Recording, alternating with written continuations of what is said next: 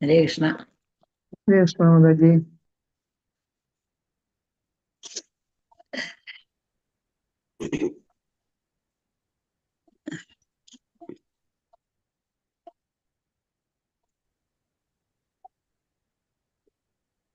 ഹരേ കൃഷ്ണ മാതാജി. ഹരേ കൃഷ്ണ. ഹരേ കൃഷ്ണ മാതാജി. ഹരേ കൃഷ്ണ. ഹരേ കൃഷ്ണ. ഹരേ കൃഷ്ണ മാതാജി. ഹരേ കൃഷ്ണ മാതാജി. ഹരേ കൃഷ്ണ. ഹരേ കൃഷ്ണ മാതാജി. പ്രണാമ മാതാജി. ഹരേ കൃഷ്ണ. പ്രണാമം. ഹരേ കൃഷ്ണ. പ്രണാമ മാതാജി. ീലിതം യേന തസ്മൈ ശ്രീ ഗുരവേ നമഃ. ശ്രീ ചൈതന്യമനോഭീഷ്ടം സ്ഥാപിതം യേന ഭൂതലേ സ്വയം ഉപകഥാമഹ്യം ദദാതി സ്വപദാന്തികം. വന്ദേഹം ശ്രീഗുരോ ശ്രീയുതപദകമലം ശ്രീഗുരുൻ വൈഷ്ണവാംശ ശ്രീരൂപം സാഗ്രജാതം സഹഗണ രഘുനാഥാന്വിതം തം സജീവം സാദ്വൈതം സാവധൂതം ഭർജനസഹിതം കൃഷ്ണചൈതന്യദേവം രാധാകൃഷ്ണപാദാൻ സഹഗണ ലളിതാ ശ്രീവിശാഖാന്വിതാംശ. നമ ഓം വിഷ്ണുപാദായ കൃഷ്ണപ്രേഷ്ഠായ ഭൂതലേ ശ്രീമതേ ജയപതാക സ്വാമി ഇതി നാമാചാര്യപാദാനിതായ ഗർഭപ്രദായിനെ ഗൗരകഥാദാമതായ നഗരഗ്രാമധാരിണി. നമോ വിഷ്ണുപാദായ കൃഷ്ണപ്രേഷ്ഠായ ഭൂതലേ ശ്രീമതേ ഭക്തിവേദാന്ത സ്വാമിൻ ഇതി നാമിനെ. നമസ്തേ സാരസ്വതേ ദേവേ ഗൗരവാണി പ്രചാരിണേ നിർവിശേഷവാദി പാശ്ചാത്യദേശതാരിണേ. വാഞ്ചാകൽപതരുഭ്യശ്ച കൃപാസിന്ധുഭ്യേവ ച പതിതാനാം പാവനേഭ്യോ വൈഷ്ണവേഭ്യോ നമോ നമഃ. ഹേ കൃഷ്ണ സിന്ധോ ദീനബന്ധോ ജഗത്പതി ഗോപേശ ഗോപികാ കാന്താരാധാ കാന്ത നമോസ്തുതി. തപ്ത കാഞ്ചന ഗൗരാംഗീ രാധേ വൃന്ദാവനേശ്വരി ദേവി പ്രണമാമി ഹരിപ്രിയേ. ജയ ശ്രീകൃഷ്ണ ചൈതന്യ പ്രഭു നിത്യാനന്ദ ശ്രീ ഗദാധര ശിവാസാദി ഗൗരഭക്തവൃന്ദ. ഹരേ കൃഷ്ണ കൃഷ്ണ കൃഷ്ണ ഹരേ ഹരേ, ഹരേ രാമ രാമ രാമ ഹരേ ഹരേ. ഹരേ കൃഷ്ണ. ശ്രീ രാധാ ഗോവിന്ദ് മന്ത്രി സ്പോൺസറിന്റെ ഷോർട്ട് ഭാഗവതം ക്ലാസ്സിലേക്ക് എല്ലാ ഭക്തന്മാർക്കും സ്വാഗതം. നമോ ഭഗവതേ വാസുദേവായ. ഓം നമോ ഭഗവതേ വാസുദേവായ. ലിതം ഫലം ശുഗമുഖാദമൃതദ്രവ സംയുതം പിബത ഭാഗവതം രസമാലയം മുഹുരഹോ രസികാ ഭുവി ഭാവുകാഃ. നാരായണം നമസ്കൃത്യ നരം ചൈവ നരോത്തമം ദേവീം സരസ്വതീം വ്യാസം തതോ ജയമുദീരയേത്. നഷ്ടപ്രായേഷു അഭദ്രേഷു നിത്യം ഭാഗവത സേവയാ ഭഗവതി ഉത്തമ ശ്ലോകേ ഭക്തിർഭവതി നൈഷ്ഠികീം. കൃഷ്ണായ വാസുദേവായ ദേവകീ നന്ദനായ ച നന്ദഗോപകുമാരായ ഗോവിന്ദായ നമോ നമഃ. ഹരേ കൃഷ്ണ. മദേകബന്ധോ മത്സംഗീൻ മദ്ഗുരോ മന്മഹാദന മന്നിഷ്ടാരക മദ്ഭാഗ്യ മദാനന്ദ നമോസ്തുതേ. ഗ്രന്ഥ ശ്രീമദ് ഭാഗവതം കി ജയ. ശ്രീ പ്രഭുപാദ് കി ജയ. ശ്രീമദ് ഭാഗവതം സ്കന്ധം 1 അധ്യായം 8 കുന്തി മഹാറാണിയുടെ പ്രാർത്ഥനകൾ. ശ്ലോകം 12. ഓം നമോ ഭഗവതേ വാസുദേവായ. തർഹി വാദമുനിശ്രേഷ്ഠ പാണ്ഡവാ പഞ്ചസായകാൻ ആത്മനോഭിമുഖാൻ ദീപാൻ അലക്ഷ്യാസ്ത്രാണ്യുപാതതുഃ. ഹരേ കൃഷ്ണ. എല്ലാവർക്കും ചൊല്ലാം. ഓം നമോ ഭഗവതേ വാസുദേവായ. നമോ ഭഗവതേ വാസുദേവായ. തർഹി വാദമുനിശ്രേഷ്ഠ പാണ്ഡവാ പഞ്ചസായകാൻ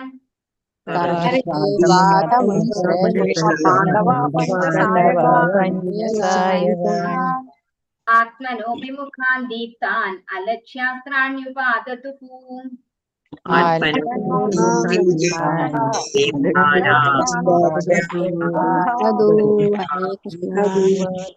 ഹരേ കൃഷ്ണ. തർഹി അപ്പോൾ, ഏവ അതിനു പുറമെ, അഥ ആകയാൽ, മുനിശ്രേഷ്ഠ അല്ലയോ മുനിമാരിൽ പ്രമുഖ, പാണ്ഡവാഹ പാണ്ഡുവിന്റെ എല്ലാ പുത്രന്മാരും, 5 സായകാൻ ആയുധങ്ങൾ, ആത്മനഹ അവരുടേതായ, അഭിമുഖാൻ അഭിമുഖമായി, ദീപ്താൻ തേജസ്സോടുകൂടിയ, ആലക്ഷ്യ അതിനെ കണ്ടിട്ട്, അസ്ത്രാണി ആയുധങ്ങൾ, ഉപാദതുഹു എടുത്തു. വർത്തനം ഭാവാർത്ഥം. ഇതി ഭക്തി വേദാന്ത സ്വാമി പ്രഭുപാദിച്ചേ. അല്ലയോ മഹാചിന്തകന്മാരിൽ മുനിമാർ, ഉത്കൃഷ്ടനായവനെ ശൗനക മുനി, തേജസ്സാർന്ന ബ്രഹ്മാസ്ത്രം അവർക്ക് അഭിമുഖമായി വരുന്നത് ദർശിച്ച പാണ്ഡവർ താന്താങ്ങളുടേതായ 5 ആയുധങ്ങളുമേന്തി നിന്നു. അപ്പോ ഇവിടെ ശൗനകാദി മഹർഷിമാരോട് സൂതഗോസ്വാമിയാണ് പറയുന്നത് അല്ലെ. അല്ലയോ മഹാചിന്തകന്മാരിൽ ഉത്കൃഷ്ടനായവനെ, തേജസ്സാർന്ന ബ്രഹ്മാസ്ത്രം അവർക്ക് അഭിമുഖമായി വരുന്നത് ദർശിച്ച പാണ്ഡവർ താന്താങ്ങളുടെ 5 ആയുധങ്ങളും ഏന്തി നിന്നു. അതായത് ഇവിടെ കോണ്ടെക്സ്റ്റ് എല്ലാവർക്കും ഓർമ്മ ഉണ്ടാവും.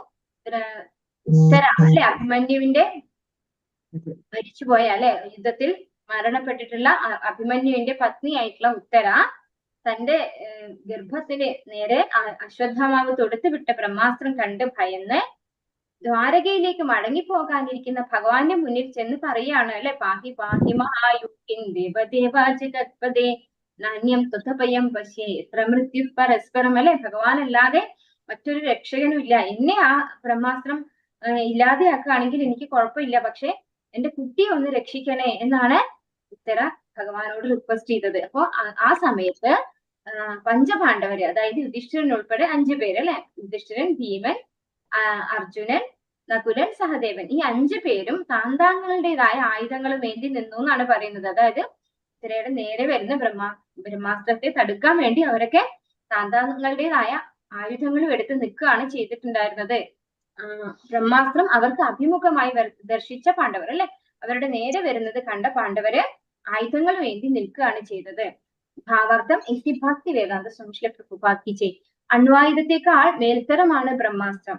യുധിഷ്ഠിര മഹാരാജാവിനാൽ നയിക്കപ്പെടുന്ന 5 സഹോദരന്മാരായ പാണ്ഡവരെയും ഉത്തരയുടെ ഗർഭത്തിലുള്ള അവരുടെ ഏക പൗത്രനെയും വധിക്കാനായി മാത്രമാണ് അശ്വത്ഥാമാവ് ബ്രഹ്മാസ്ത്രം അയച്ചത്. ആകയാൽ അണ്വായുധങ്ങളെക്കാൾ അധികം ഫലപ്രദവും സൂക്ഷ്മവുമായ ബ്രഹ്മാസ്ത്രം അവയെ പോലെ അന്ധമല്ല. അണ്വായുധം പ്രയോഗിച്ചു കഴിഞ്ഞാൽ അത് ലക്ഷ്യത്തെയും മറ്റുള്ളവരെയും വേർതിരിച്ചറിയുന്നില്ല. അവ നിയന്ത്രണ വിധേയമല്ലാത്തതിനാൽ മുഖ്യമായി നിരപരാധികൾക്കും ഹാനി വരുത്തുന്നു. എന്നാൽ ബ്രഹ്മാസ്ത്രം അതുപോലെയല്ല. അത് ലക്ഷ്യത്തെ കുറിക്കുകയും നിരപരാധികൾക്ക് ഹാനി വരുത്താതെ അതിന് പ്രകാരം പുരോഗമിക്കുകയും ചെയ്യുന്നു.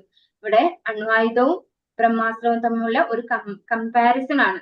ബ്രഹ്മാസ്ത്രം എന്ന് പറയുന്നത് അതായത് അത്രയും നാശം വിതയ്ക്കുന്ന ഒന്നാണ്, അതിനെ തടുക്കാൻ ആർക്കും സാധിക്കില്ല. പക്ഷെ അത് അണ്വായുധത്തോടാണ് കമ്പയർ ചെയ്യുന്നതെങ്കിലും അണ്വായുധം എന്ന് പറയുന്നത് എല്ലാറ്റിനെയും നശിപ്പിക്കും അല്ലെ, പക്ഷെ ബ്രഹ്മാസ്ത്രം ഏതിനെ നശിപ്പിക്കാനാണോ വിട്ടിരിക്കുന്നത് അത് മാത്രം ടച്ച് ചെയ്തിട്ട് പോകും. മറ്റൊന്നും നശിപ്പിക്കാതെ വളരെ കൃത്യമായിട്ട് ഏതിന് എഗൻസ്റ്റ് ആയിട്ടാണോ ആ ബ്രഹ്മാസ്ത്രം തൊടുത്തു വിട്ടത് അത് മാത്രം നശിപ്പിച്ചുകൊണ്ട് തിരിച്ചു വരുന്ന അസ്ത്രമാണ് ബ്രഹ്മാസ്ത്രം എന്ന് പറയുന്നത്. അപ്പോ അണ്വായുധം എന്ന് പറയുന്നത് നമ്മൾ ഇന്നത്തെ കാലത്തെ ബുദ്ധി കൊണ്ട് ഉണ്ടാക്കിയിട്ടുള്ളതാണ്. അത് ഇല്ല അല്ലെ, നമുക്ക് ഒരാളെ നശിപ്പിക്കാൻ വേണ്ടിയാണ് നമ്മൾ അണ്വായുധം ഉപയോഗിക്കുന്നതെങ്കിൽ ആ അണ്വായുധം എവിടെയാണോ ഉപയോഗിക്കപ്പെട്ടിട്ടുള്ളത് അവിടെയുള്ള എല്ലാറ്റിനെയും അത് ഇല്ലാതെയാക്കും, നശിപ്പിക്കും. അതാണ് ആ വ്യത്യാസം. പക്ഷെ ബ്രഹ്മാസ്ത്രം അങ്ങനെയല്ല, അത് കുറിക്കുക, നമ്മൾ എന്താണോ ഉദ്ദേശിച്ചത് അത് മാത്രം ചെയ്തിട്ട് വരുന്നതാണ് ബ്രഹ്മാസ്ത്രം. ഓം നമോ ഭഗവതേ വാസുദേവായ. വ്യസനം വീക്ഷ്യ തത്തേഷാം അനന്യ വിഷയാത്മനാം സുദർശനേന സ്വാസ്ത്രേണ സ്വാനാം രക്ഷാം വ്യഥാതിദുഹു.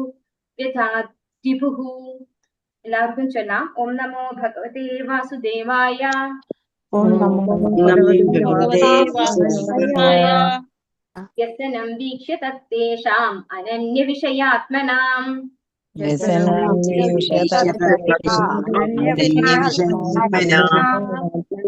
ദർശനേന സ്വാസ്ത്രേണ സ്വാനാം രക്ഷാം വ്യഥാതിദുഹു.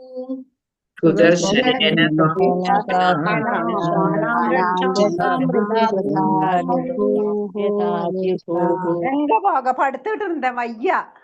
ഹരേ കൃഷ്ണ.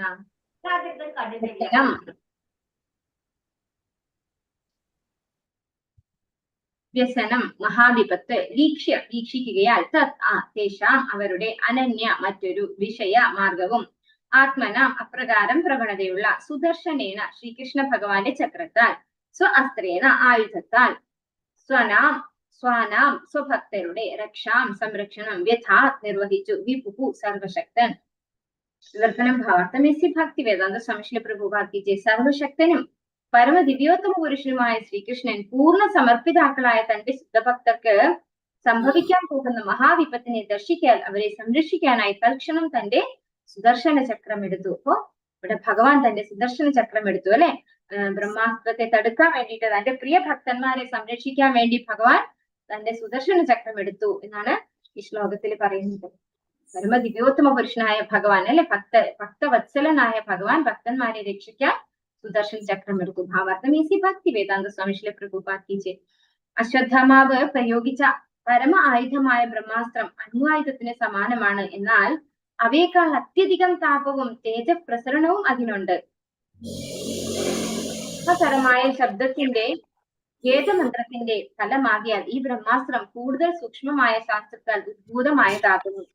ലക്ഷ്യത്തെ ഒഴികെ മറ്റൊന്നിനെയും പ്രഹരിക്കാത്തതിനാൽ ഈ അസ്ത്രം അണ്വായുധത്തെ പോലെ അന്ധമായതല്ല എന്നാണ് മറ്റൊരു മേന്മ.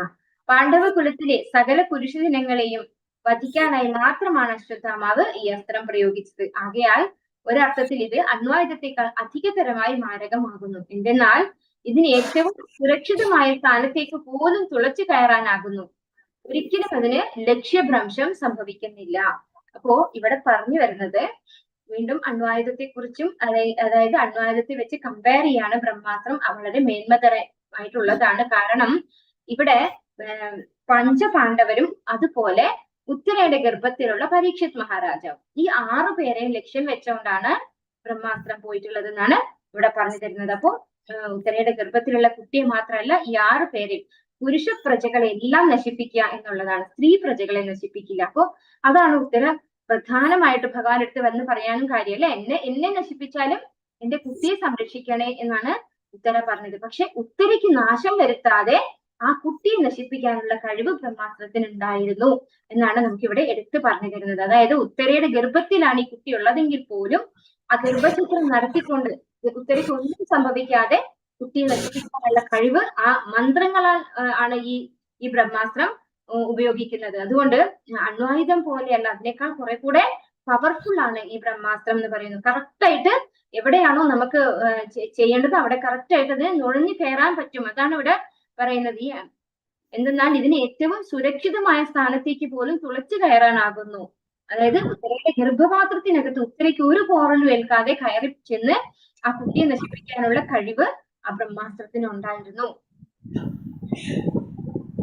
അതിന് ലക്ഷ്യഭ്രംശം സംഭവിക്കുന്നില്ല. ഇവയൊക്കെ സമഗ്രമായി ഗ്രഹിക്കാൻ ശ്രീകൃഷ്ണ ഭഗവാൻ തന്നെ അല്ലാതെ മറ്റാരെയും അറിയാത്ത തന്റെ ഭക്തരെ സംരക്ഷിക്കാനായി തൽക്ഷണം തന്നെ സ്വന്തം ആയുധം എടുത്തു. അപ്പൊ ഭഗവാൻ മറ്റാരെയും ഉൾപ്പെടുത്താതെ അവനവന് ഭഗവാൻ തന്നെയാണ് ആയുധം എടുത്തത് അല്ലെ. ഇവിടെ 5 പാണ്ഡവന്മാരും ആയുധങ്ങൾ ഏന്തി നിൽക്കുകയാണ് ആ ബ്രഹ്മാസ്ത്രത്തെ തടുക്കാനായിട്ട് അല്ലെങ്കിൽ അതിനെ റെസിസ്റ്റ് ചെയ്യാനായിട്ട്. പക്ഷെ അതിന് ആരെ കൊണ്ട് സാധിക്കില്ല എന്നറിയാവുന്ന ഭഗവാൻ തന്റെ സുദർശന ചക്രം തന്നെ എടുക്കണ്ടായി. ഭഗവത് ഭക്തർക്ക് ഒരിക്കലും നാശം സംഭവിക്കുകയില്ലെന്ന് ഭഗവാൻ ഭഗവത്ഗീതയിൽ സുവ്യക്തമായി വാഗ്ദാനം ചെയ്തിരിക്കുന്നു. ഭക്തർ അനുഷ്ഠിക്കുന്ന ഭക്തിയുത സേവനത്തിന്റെ ഗുണം അഥവാ നിലവാരം അനുസരിച്ച് ഭഗവാൻ അവരോട് ഉചിതമായി പെരുമാറുന്നു. ഇവിടെ അനന്യ വിഷയാത്മന എന്ന പദം സവിശേഷ പ്രാധാന്യം അർഹിക്കുന്നു. പാണ്ഡവരെല്ലാവരും സ്വയം മഹായോദ്ധാക്കളാണെങ്കിൽ തന്നെയും ഭഗവത് സംരക്ഷണത്തെയാണ് അവർ 100% ആശ്രയിച്ചിരുന്നത്. എന്നാൽ ഭഗവാൻ മഹായോദ്ധാക്കളെ പോലും കാര്യമാക്കാതിരിക്കുകയും ഞൊടിയിടയിൽ അവരെ പരാജയപ്പെടുത്തുകയും ചെയ്യുന്നു. അശ്വത്ഥാമാവിന്റെ ബ്രഹ്മാസ്ത്രത്തെ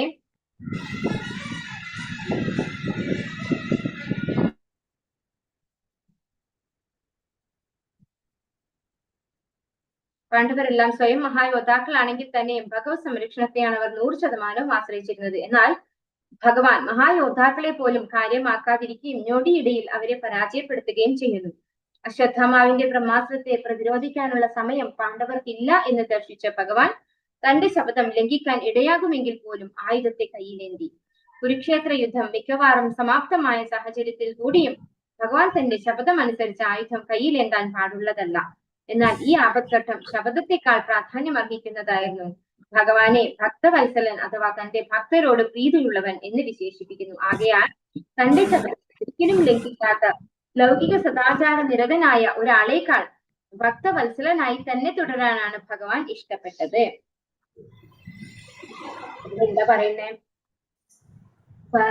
ഭഗവാൻ ഇവിടെ പറയുന്നു മറ്റ് യോദ്ധാക്കൾ അല്ലെ, യുധിഷ്ഠിരനും അർജുനനും ഒക്കെ വീരയോദ്ധാക്കളാണെങ്കിലും അവർക്ക് ഈ ബ്രഹ്മാസ്ത്രത്തെ തടുക്കാനുള്ള അത്രയും സമയമില്ല.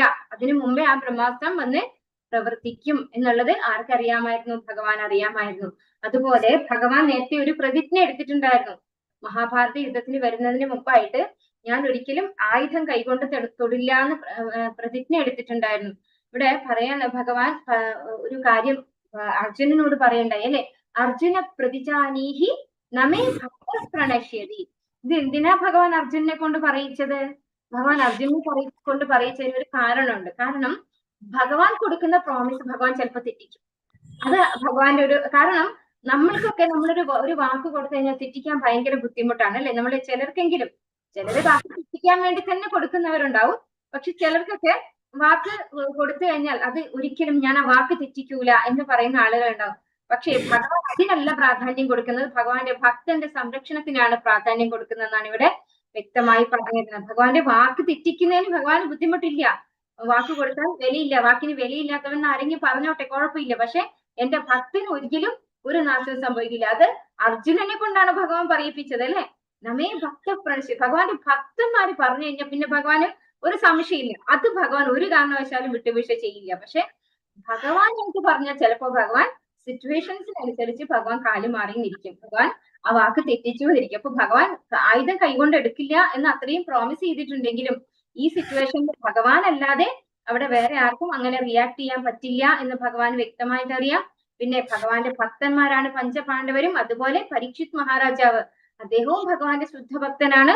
പാണ്ഡവരൊക്കെയും ഭഗവാന് പ്രിയപ്പെട്ടവരാണ്. അപ്പോ എന്റെ ഭക്തന്മാർക്ക് നാശം ഉണ്ടാവില്ല എന്ന് അർജുനനെ കൊണ്ട് ഭഗവാൻ വാക്ക് കൊടുപ്പിച്ചത്, അല്ലെങ്കിൽ അങ്ങനെ പറയിപ്പിച്ചത് അർജുന പ്രതിജാനീഹി നമ്മെ ഭക്ത പ്രണശ്യതി, അങ്ങനെയാണ് ഭഗവത്ഗീതയിൽ ഭഗവാൻ പറഞ്ഞത്. ഭഗവാന് പറയാൻ അറിയാഞ്ഞിട്ടല്ല, അർജുന എന്റെ ഭക്തന്മാർക്ക് ഒരിക്കലും നാശം സംഭവിക്കില്ല എന്ന് ഭഗവാന് പറയാൻ അറിയാഞ്ഞിട്ടല്ല. പക്ഷെ ഭക്തന്മാര് പറഞ്ഞാൽ ഭഗവാൻ അത് തെറ്റിക്കൂല, അതാണ് ഭഗവാന് പ്രത്യേകത. അത് ഏത് തരത്തിലും ഭഗവാൻ അത് ശരിയാക്കിയെടുക്കും. ഭഗവാൻ ഒരു പ്രോമിസ് ചെയ്താൽ ചിലപ്പോ ഭഗവാൻ അത് തെറ്റിച്ചു എന്നിരിക്കും. മാത്രല്ല ഇവിടെ സ്വയം വീരയോദ്ധാക്കളാണെങ്കിൽ പോലും പഞ്ചപാണ്ഡവരെ മുഴുവനും 100% പ്രൊട്ടക്ഷൻ എടുത്തിരിക്കുന്നത് ഭഗവാന്റെ മേലെയാണ്. ഭഗവാനാണ് ഞങ്ങളെ സംരക്ഷിക്കുന്നതെന്ന് 100% ബോധ്യമുള്ളവരാണ് പഞ്ചപാണ്ഡവന്മാര്. അതുകൊണ്ട് ഇവിടെ അവസാനം പറയുന്നു, ആകയാൽ തന്റെ ശപഥത്തെ ഒരിക്കലും ലംഘിക്കാത്ത ലൗകിക സദാചാര നിരതനായ ഒരാളേക്കാൾ, അതായത് സാധാരണ ഇപ്പോ വാക്ക് തെറ്റിക്കില്ല എന്ന് പ്രോമിസ് ചെയ്ത് കഴിഞ്ഞാൽ പ്രോമിസ്ഡ് ആണ് എന്ന് പറയുന്ന ആളുകളെക്കാൾ ഭഗവാൻ ഇഷ്ടപ്പെട്ടത് ഭക്തവത്സലനായി തുടരാനാണ് എന്നാണ്. അതായത് ഭക്തന്മാർക്ക് പ്രിയപ്പെട്ടവനായിട്ട് ഭക്തന്മാരെ സംരക്ഷിക്കാൻ ഏത് വാക്കും തെറ്റിക്കുന്ന ആളാണ് ഭഗവാൻ എന്നറിയുന്നതാണ് ഭഗവാൻ ഇഷ്ടം എന്നാണ് ഇവിടെ പറഞ്ഞത്. ഓം നമോ ഭഗവതേ വാസുദേവായ അന്തസ്ഥ സർവഭൂതാനാം ആത്മാ യോഗേശ്വരോ ഹരിഃ സ്വമായാ വൃണോദ്ഗർഭം വൈരാട്യാ കുരുതന്തവേ. എല്ലാവർക്കും ചൊല്ലാം. ഓം നമോ ഭഗവതേ വാസുദേവായ. ഓം നമോ ഭഗവതേ വാസുദേവായ. അന്തസ്ഥ സർവഭൂതാനാം ആത്മാ യോഗേശ്വരോ ഹരിഃ യോഗേശ്വര ഹരി. സ്വമായാ വൃണോദ്ഗർഭം വൈരാട്യാ കുരുതന്തവേ.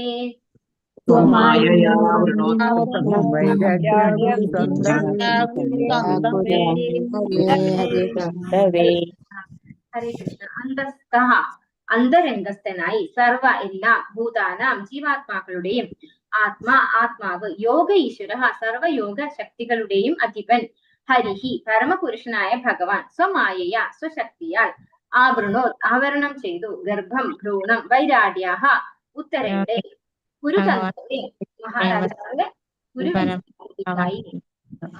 അപ്രകാരം കുരുവംശത്തിന്റെ സന്താനത്തെ സംരക്ഷിക്കാനായി വർത്തനം ഭാവാർത്ഥം എസി ഭക്തി വേദാന്ത സ്വാമി പ്രഭുപാദ് കി ജയ്.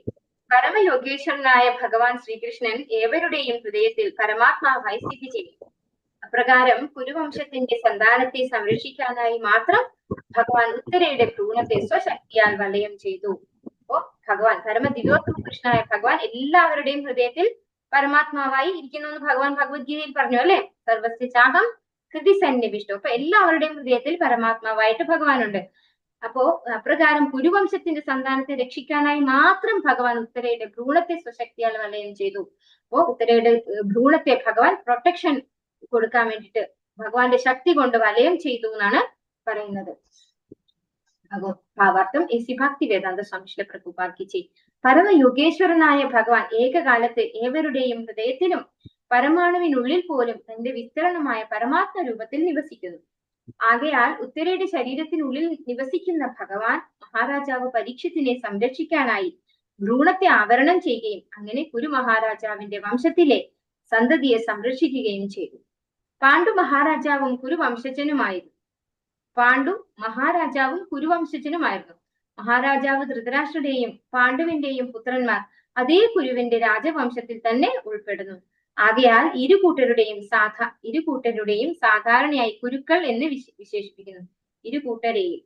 അപ്പൊ ഇവിടെ എന്താ പറയുന്നത്? ഇവിടെ പ്രത്യേകിച്ച് എടുത്തു പറഞ്ഞ ഒരു വാക്കാണ് കുരുതന്തവേ, അല്ലെ? അതാണ് ഇവിടെ പറഞ്ഞു തരുന്നത്. അത് എന്തുകൊണ്ടാണ് കുരുതന്തവ? കാരണം പാണ്ഡുപുത്രന്മാരുടെ പൗത്രനാണ് ആര് വരുന്നത്?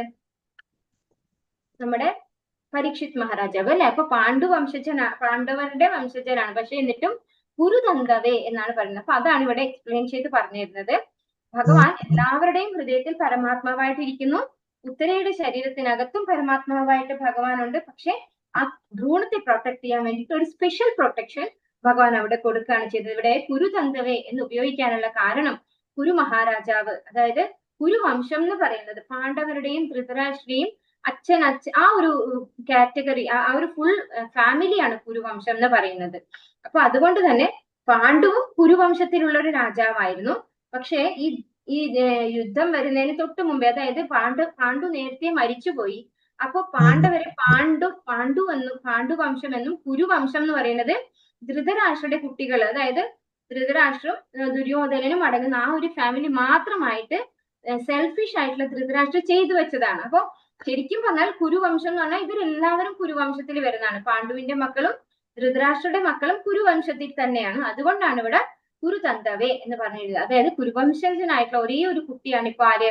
പരീക്ഷിത് മഹാരാജാവ്. ആ കുട്ടിയെ പ്രൊട്ടക്ട് ചെയ്യാൻ ഭഗവാൻ സ്പെഷ്യൽ കെയർ എടുത്തു. അങ്ങനെ ഒരു പ്രൊട്ടക്ഷൻ വലയം അവിടെ കൊടുക്കുകയുണ്ടായി എന്നാണ് ഇവിടെ പറയുന്നത്. എന്നാൽ ഇരു കുടുംബങ്ങളും തമ്മിൽ ഭിന്നത ഉണ്ടാകുമ്പോൾ ധൃതരാഷ്ട്രപുത്രരെ കൗരവരെന്നും അതേസമയം പാണ്ഡുപുത്രന്മാരെ പാണ്ഡവരെന്നും വിശേഷിപ്പിച്ചു. ധൃതരാഷ്ട്രയുടെ പുത്രരും പൗത്രരും എല്ലാം കുരുക്ഷേത്ര യുദ്ധത്തിൽ വധിക്കപ്പെടുകയാൽ രാജവംശത്തിലെ അവസാനത്തെ സന്തതിയെ കുരുവംശത്തിന്റെ സന്താനമായി ചൂണ്ടിക്കാണിച്ചിരിക്കുന്നു. അപ്പോ ധൃതരാഷ്ട്ര വംശത്തിലും ഇപ്പൊ ആൺകുട്ടികളായിട്ട് ആരും ബാക്കിയില്ല, അല്ലെ? ഇവിടെ അവസാനത്തെ ഒരേ ഒരു കന്യാണ് ആര്? പരീക്ഷിത് മഹാരാജാവ്. ആ ഒരു കുട്ടിയെ പ്രൊട്ടക്ട് ചെയ്യാനാണ് ഭഗവാൻ വന്നിരിക്കുന്നത്. ഇപ്പോ ഭഗവാൻ ഒരു എന്താ പറയാ, ശരിക്കും പറഞ്ഞാല് അങ്കുഷ്ട രൂപത്തിൽ ഉത്തരയുടെ ഗർഭത്തിലേക്ക് കയറി ഭഗവാൻ എന്നാണ് പറയുന്നത്.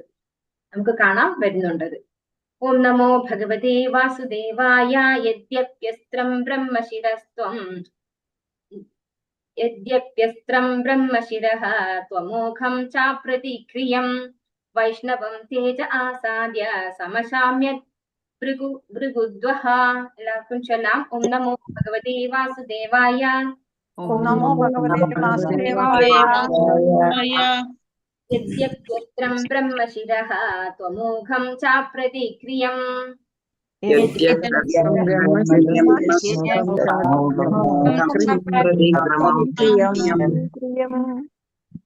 വൈഷ്ണവം തേജ ആസാദ്യ സമശാമ്യത് ഭൃഗുദ്വഹ.